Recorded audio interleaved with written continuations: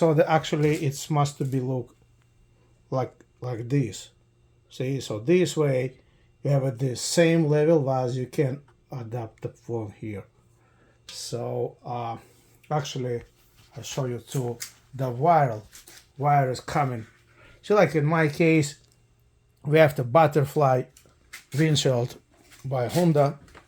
So that's original thing. So the phone actually is gonna be all covered by butterfly plastic, which is when is not gonna be doing anything for the phone or for the vibration of the bar while you take it the speed of the motorcycle. So the wire by itself, it's run from the back of adapter under the frame and it's coming right here, whereas all these wires from the bike is coming in. So we're gonna uninstall this plastic cover, we're gonna take it off this plastic cover, we put the cable right inside, and it is coming under the seat, which I'll show you later how it's gonna be.